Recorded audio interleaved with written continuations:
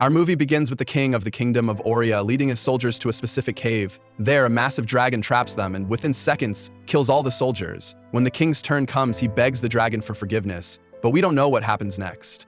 Hundreds of years later, in a different place, we meet a girl named Elodie and her younger sister Flori. Despite their simple appearance, it becomes clear that their father is the king of the kingdom. The kingdom seems to be suffering from severe poverty and a lack of resources. Therefore, Elodie and Flori go out to gather tools that might help the people, showing their kind-hearted nature. While working, they notice a group of people arriving from another kingdom for a visit, sparking their curiosity about the purpose of the visit. Upon returning to the city, they witness the townsfolk fighting over food, a scene so common that no one even bothers to intervene. Elodie approaches one of the soldiers and asks him about the visitors. He tells her that they came with a strange woman, but he doesn't know the reason for the visit. Elodie gives him the firewood she gathered and asks him to let the people she's interested in go.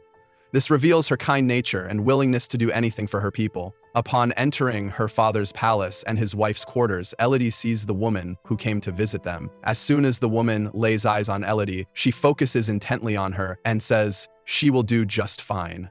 Later, we learn that this woman is from the kingdom of Oria. King Bifford receives a letter from Queen Isabel, the current queen of Oria. After delivering the message, the woman immediately departs. When she returns to the kingdom of Oria, she gets old. King Bifford receives a letter from Queen Isabel, who's currently in the kingdom. Bifford opens the letter and appears pleased with its contents. The king speaks with Elodie, who is curious to know what the letter says. He tells her that Queen Isabel wishes to marry her off to her son, Prince Henry. The king reminds Elodie of her dream to travel the world, saying this is her only chance, especially since the kingdom of Oria is very wealthy, with a fleet of ships and carts filled with gold. The king confirms that he agreed to the marriage, especially after learning that they are willing to pay any dowry. He believes this money can save the kingdom. He explains to his daughter that rejecting the offer would mean the people will soon die due to a lack of food and water, leaving her no choice but to agree. Elodie is forced to comply with her father's orders. Within days, the family travels to the kingdom of Oria. On board the ship, Elodie stands sorrowfully, prompting Flori to approach and try to comfort her. It's evident that the sisters share a close bond, with Flori sensing Elodie's anxiety about the upcoming encounter. Elodie confides that she has never heard of this kingdom before. As they talk, their stepmother interrupts, scolding them for standing in the cold without caring for themselves. Her concern shows that she loves and cares for them as if they were her own daughters. She even asks Elodie to wear her shawl to avoid getting sick. Just as the king informs them that they are about to enter the kingdom, they suddenly find themselves surrounded by thick fog. Moments later, they are terrified by flames emerging from a giant dragon, only to discover it's merely a statue bringing them great relief. The family arrives at the kingdom, awestruck by the beauty of the palace and the numerous servants present. One servant steps forward to welcome them and apologizes for the royal family's absence due to their prayer commitments. He then leads them to their rooms and assures Elodie to rest, informing her that he will come for her at dawn to meet the queen. Elodie was anxious but tried to enjoy everything around her. While exploring the room, she noticed a beautiful girl on the balcony of the neighboring room. With excitement and curiosity, Elodie waved to her, hoping to get to know her. However, a servant arrived and escorted the girl away. Elodie remained tense throughout the night with nothing to do, so she stepped out onto the balcony. There, she noticed flames coming from a distant cave in the mountains, without understanding the reason. Suddenly, Flori entered, wanting to sleep next to her because she couldn't sleep alone. The two sisters talked and wished their mother were with them on this day. Flori reassured her sister that everything would be fine. The next day, it was time to meet Queen Isabel and Prince Henry. The queen expressed her admiration for Elodie's beauty and intelligence, while Flori marveled at the palace's splendor. Queen Isabel asked Henry to take Elodie on a tour to familiarize herself with the place. While she and King Bifford discussed the details, during the tour, Elodie asked Henry if he liked her and admitted that she agreed to the marriage only to save her people. She felt upset upon learning that Henry was also forced into the marriage. Noticing that soldiers accompanied them everywhere, which irritated her, Elodie suggested they go to a distant spot on horseback. Henry was impressed by her riding skills, which she had learned from her mother. After the meeting with the queen, Bifford's wife noticed that he seemed disturbed, but she didn't know the reason. Henry took Elodie to a high mountain where she asked about the fire she had seen coming from the cave. He explained that it was part of an important ceremony to honor his ancestors. Elodie's perspective on the marriage shifted, and she began to feel hopeful for a new life. At night, Elodie's stepmother spoke with Queen Isabel to learn the details of the meeting. but avoided discussing anything specific. She told Elodie that something suspicious was happening, although she didn't know what it was. Elodie ignored the warning, feeling at ease around Henry. The next day, wedding preparations began. Byford handed Elodie over to Prince Henry in front of the people, and Queen Isabel crowned her as a new princess. Elodie bid farewell to her family and asked Henry where they were heading. He told her they would be going to the cave to complete the rituals. There, Henry's family greeted them, wearing strange masks. Queen Isabel told Elodie that she was now part of the kingdom's history and one of the people who contributed to its creation. She gave Elodie a coin, then began to tell her the story of their kingdom. She explained that when their ancestors arrived on the island, they discovered other creatures living there, including a dragoness who was the last of her kind. One day, the dragoness attacked the inhabitants, killing many of them. The king gathered a group of soldiers and entered her cave, intending to kill her to rid the island of her evil. However, the dragoness managed to kill all of the soldiers, and she was about to kill the king too. But at the last moment, she changed her mind and decided to give him a different fate. He had to give up his 3 daughters to her. In return, he and his people would be allowed to live peacefully on the island. Despite the king's love for his daughters, he was forced to agree due to his duty as a king to his people.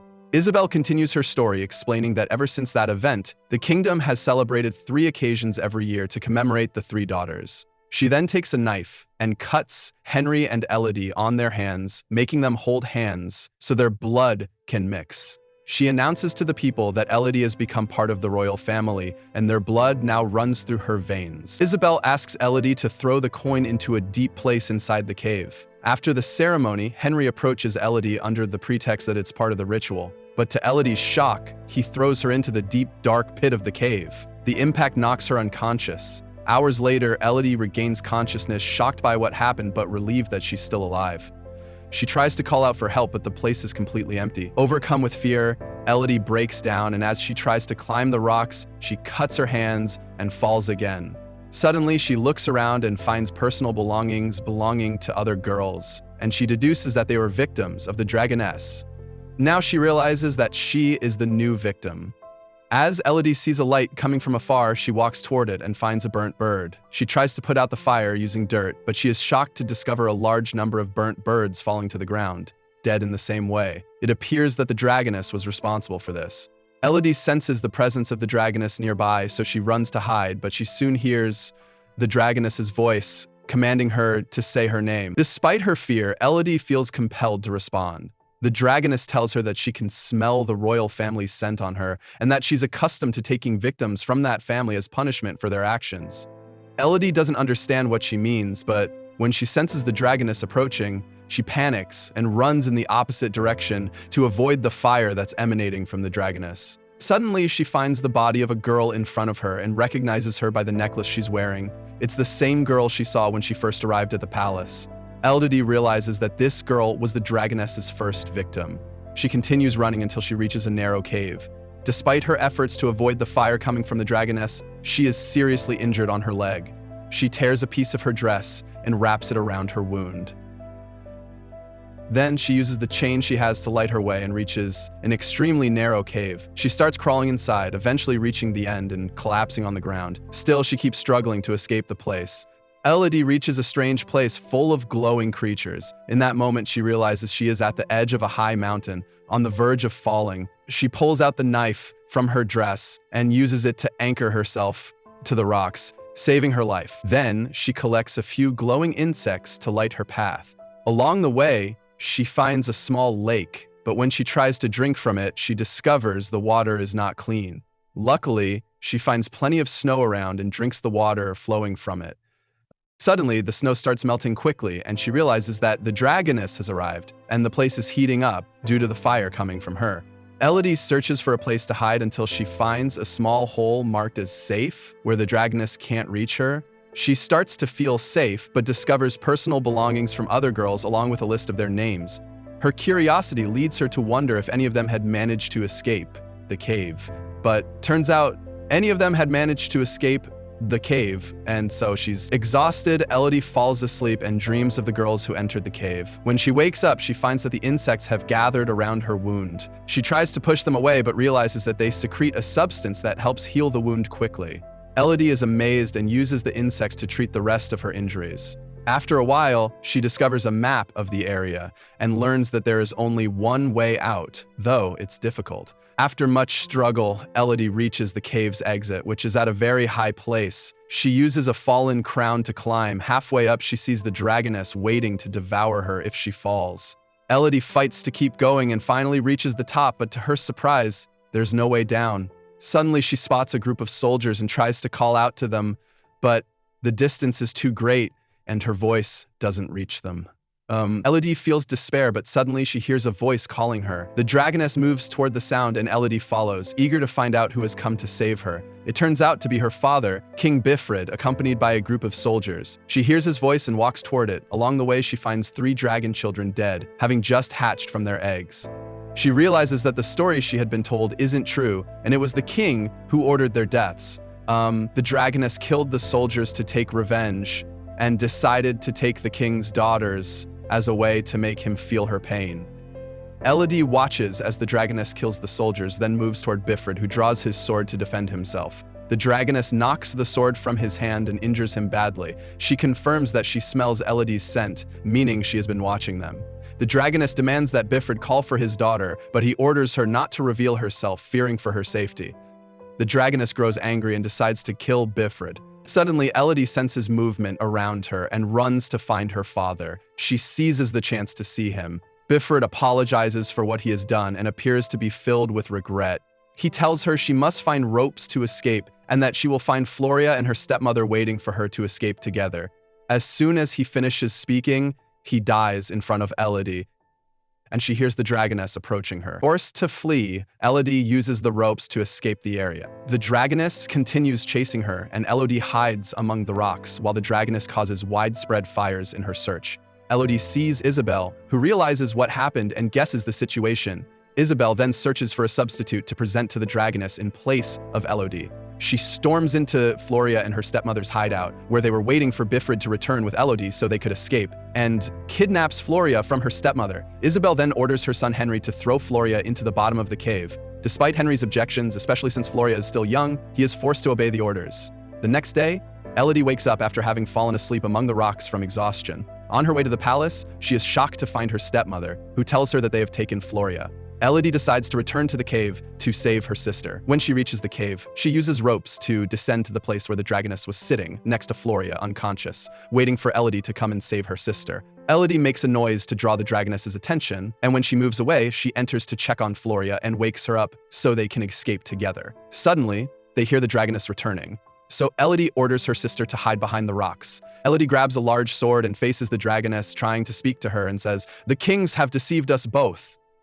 Elodie explains that Isabel never told her the full story, and that the king had killed the dragoness's daughters long ago. She explains that they are currently mixing the blood of any girl with that of the prince, so that her blood scent will be mixed with the royal family scent, fooling the dragoness. But the dragoness doesn't believe her and attacks. Elodie is thrown into a lake. She emerges from the lake covered in injuries, and Floria helps her by throwing her a sword to defend herself. Suddenly, the dragoness attacks again, knocking her to the ground and pressing on her to make her feel the pain she experienced when she lost her children. Elodie pulls out the knife she has and stabs the dragoness in the eye. Then, she grabs the sword and aims it at the dragoness, who is trying to kill her. Elodie is forced to stab her multiple times until the dragoness is on the verge of death. Elodie tries to explain that all the girls who entered the cave are innocent and that Isabel is the one who planned everything. It seems that the dragoness begins to feel guilty and asks Elodie to kill her to release her from the torment. But, in a surprising turn, Elodie decides to treat her using the glowing insects she places on her wounds. The next day, Isabel oversees the wedding ceremony of Prince Henry to a new girl they were planning to give to the dragon. Suddenly, Elodie enters and asks the bride to leave with her family. The bride follows the orders out of fear. Elodie speaks loudly in front of everyone, telling anyone who wants to leave to do so before the place is destroyed. A few people leave while the rest mock her. Suddenly, the dragoness appears and burns the place, killing everyone except Elodie, who leaves with the dragoness after they unite to take revenge on those who wronged them. After some time, we see Elodie and Floria with their stepmother, and we learn that Elodie became the heir to the kingdom of Aurora after Henry's death. However, she decides to let her stepmother rule the country because she trusts her. One day, Elodie decides to take her sister and stepmother to visit their kingdom, accompanied by the dragoness, who has become Elodie's constant companion, helping her with any task she needs.